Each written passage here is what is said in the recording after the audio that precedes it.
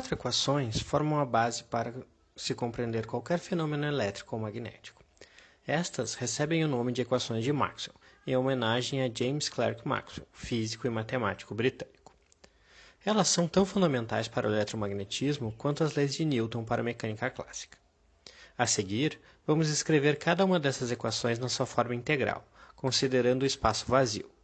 Se estivéssemos interessados no comportamento dos campos elétrico e magnético no interior de um material, as equações precisariam ser adaptadas. A primeira lei que aparece nessa lista é a chamada lei de Gauss. Ela nos diz que o fluxo do campo elétrico através de qualquer superfície fechada é igual à carga líquida contida no interior da superfície dividido por ε0. Em outras palavras, esta lei relaciona o campo elétrico com a distribuição de cargas que o gerou. A segunda lei da nossa lista é conhecida como lei de Gauss para o magnetismo.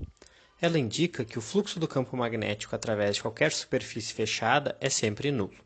Ou seja, o número de linhas de campo magnético que entram no volume delimitado pela superfície é sempre igual ao número de linhas que saem dele. Isto implica que as linhas de campo magnético não podem começar ou terminar em algum ponto. Se esse fosse o caso, existiria um monopolo magnético isolado em tal ponto. Esses monopolos isolados nunca foram observados experimentalmente. A terceira que aparece aqui é a lei da indução de Faraday, que descreve a criação de um campo elétrico por um campo magnético que varia no tempo. Ela nos diz que uma força eletromotriz, que nada mais é do que a integral de linha do campo elétrico ao longo de qualquer caminho fechado, é igual à taxa de variação temporal do fluxo magnético através de qualquer superfície delimitada pelo caminho. A quarta e última equação é a chamada lei de Ampère-Maxwell, que determina que correntes elétricas e campos elétricos que variam no tempo dão origem a campos magnéticos. Temos que a integral de linha do campo magnético ao longo de qualquer caminho fechado é igual a μ0 vezes a corrente líquida que atravessa uma superfície delimitada pelo caminho, mais μ0 ε0 vezes a taxa de variação do fluxo elétrico através de uma superfície delimitada pelo caminho. A forma integral não é a única maneira de escrever tais equações. Podemos colocá-las em uma forma mais compacta e elegante, conhecida como forma diferencial. Para isso, usaremos dois teoremas que serão enunciados sem prova.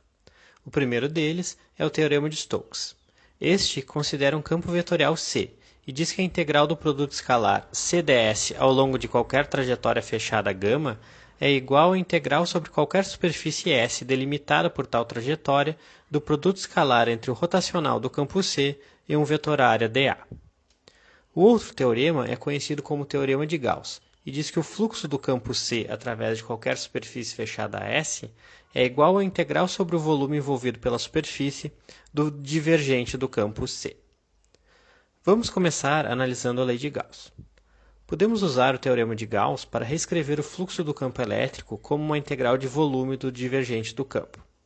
Esta integral é igual à carga líquida contida no volume dividida por ε0. Reescrevendo a carga como a integral volumétrica da densidade de carga, temos esta igualdade. As integrais volumétricas só serão sempre iguais se seus integrandos forem iguais. Portanto, temos que o divergente do campo elétrico em um certo ponto é igual à densidade de carga naquele ponto dividida por ε0. Esta é a forma diferencial da lei de Gauss. Realizaremos um procedimento análogo para a lei de Gauss do magnetismo. Usando o teorema de Gauss, transformaremos a integral de superfície em uma integral de volume.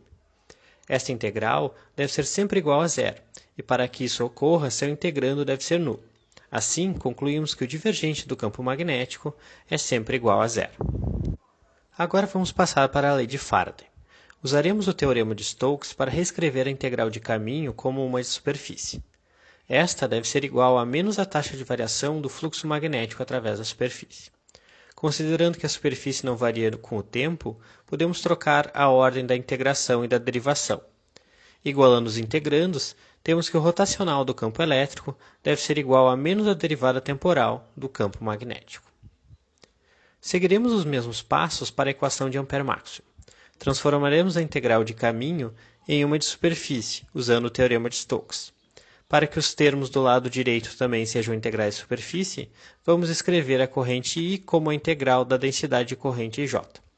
O fluxo do campo elétrico é, por definição, uma integral de superfície. Igualando os integrandos, chegaremos na forma diferencial da lei de Ampère.